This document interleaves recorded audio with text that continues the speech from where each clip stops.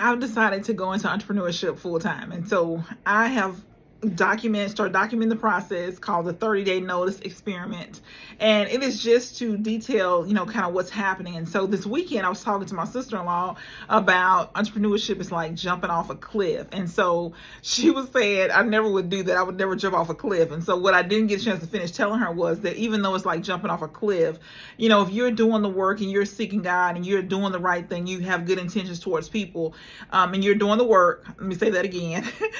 When you jump, then God is there with a parachute to help you. He's carrying you in the palm of his hands.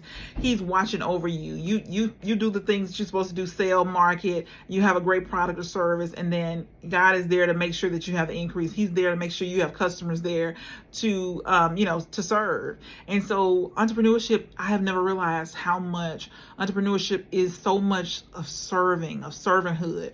You're serving the people that you've been called to serve. You're helping people who need what you have to offer. And so we can make excuses, but the truth is there is more than 6 billion people in the world. There are people that you've been called to serve. There's people that you've been called to help.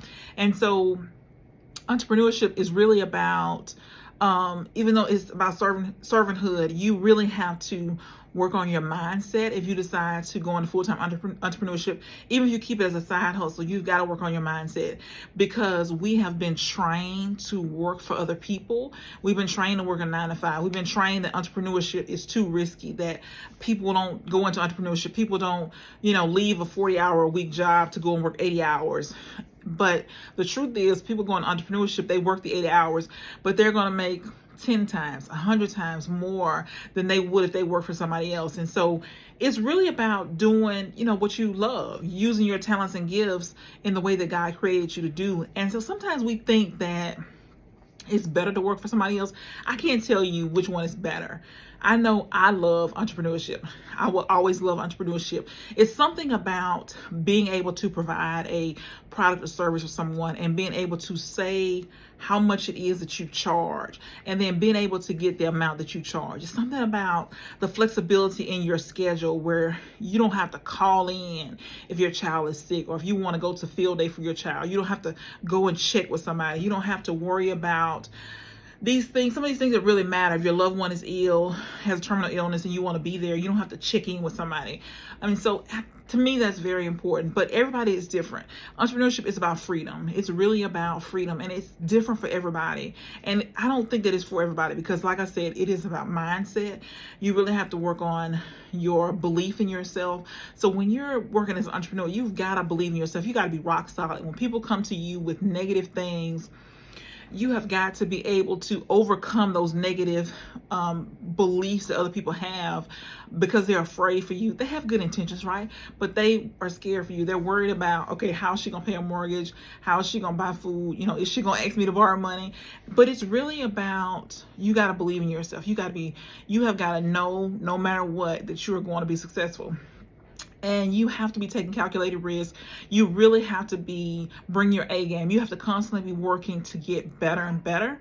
And then you have to have a positive mindset. You have got to expect the best. You got to be taking massive action, right? You have got to be taking massive action, but you got to have the right mindset, and you got to believe in yourself. Those 3 things are so important that if you want to be successful as an entrepreneur, you've got to do. And I think it takes time. I don't think that, most people can just make a decision and then jump. I think there is some planning that will be helpful if you have, you can plan it out. And I get it. Some people can't plan it out. They resign and they have to kind of figure it out. If you plan, though, you can kind of reduce some of your stress. You can save your money. You can give yourself a time limit. Maybe you say 6 months, a year, 18 months, whatever.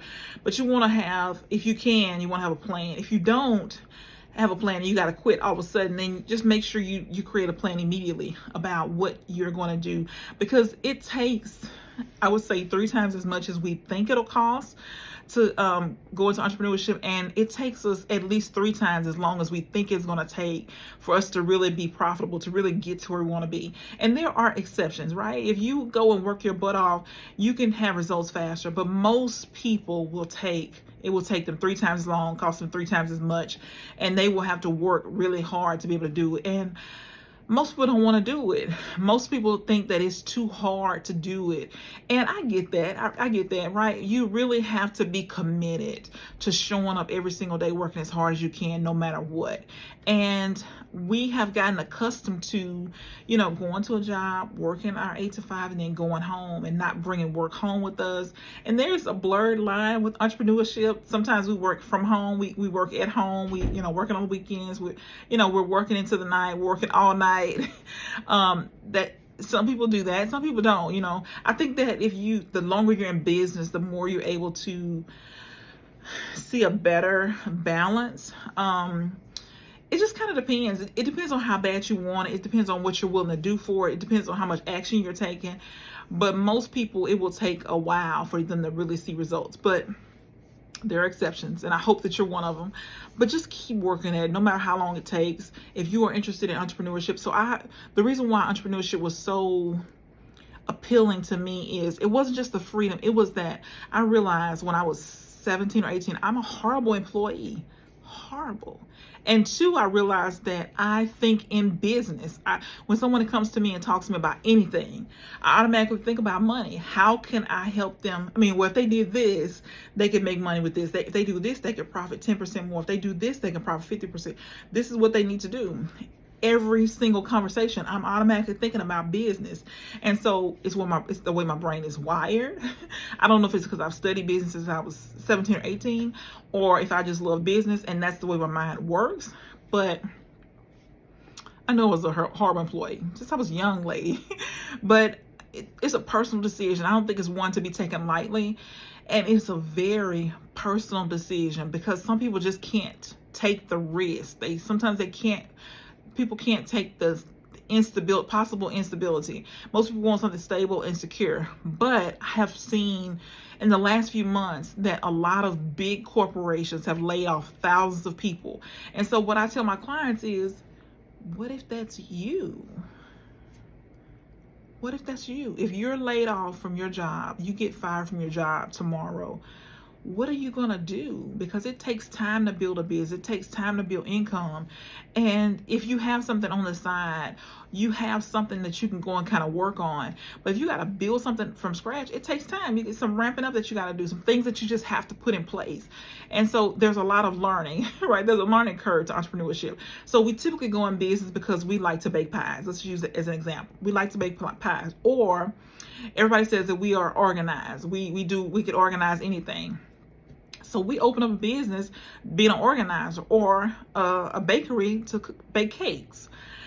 But all we know how to do is bake cakes. All we know how to do is organize. We don't know that when we go into entrepreneurship, we think, okay, our boss is an idiot or we got fired or whatever, and we're going to go start a business, that it's going to be easy. But what we didn't realize is that there are skills to it. There are levels to entrepreneurship. You've got to learn how to sell. You got to learn how to market your business. You got to learn how to run a business, pricing. There's so many things that have to be done. You have to learn how to plan. You got to have a budget for your business. There's so many things that have to be done, and we don't think about that. We just think about, I like to bake pies, or everybody says I organize well. Well, that's great, but you still got to learn about business. You got to learn how to run a business. You got to learn how to do it profitably. And so most people don't know how to do that. They have to come in and learn. And so most people say, well, I didn't sign up for this. All I want to do is bake pies. Well, I get that. But if you want to be in business, you got to learn how to run a business. And so just something to think about is that, what if the decision is forced on you? What if you have to figure out how to make money for your family overnight? What if you get fired? What if you get laid off? And it's always a good idea to have in the back of your mind, these are the things that I'm good at. These are my skills. I could turn this into income. I could turn these skills into income. I could turn this experience into income. And then go about doing it. Go ahead, figure out how to do it. How can I package? Ask yourself, okay, how can I package these skills that I know how to do? Can I write a book? Can I create a planner? Can I create a journal? Can I create a course? What can I do with these skills? Well, how can I monetize these skills? That's what you should think about. How can I monetize these skills? And so it's something that we all can do. It's something that we all should do, even if it's, 5 hours a week or 3 hours a week, if you want to build a business, because you wanted something to be there when you need it. Instead of, looking for a job for a year, you get fired, laid off, you look for a job for a whole year, then you can't find anything. Or you get your pay is decreased, or you get your hours are decreased. What are you gonna do then? Your bills are still coming. Or you have an unexpected expense, an unexpected huge expense. Then you got to figure out how to take care of that. And so if you always have at least, one or two streams of income outside of your main income, then you'd have something that you could pull from if you need it, something that you have, if you need it. And so in most cases, we'll all have something that happens in our life where we would need, additional income. And so just something to think about.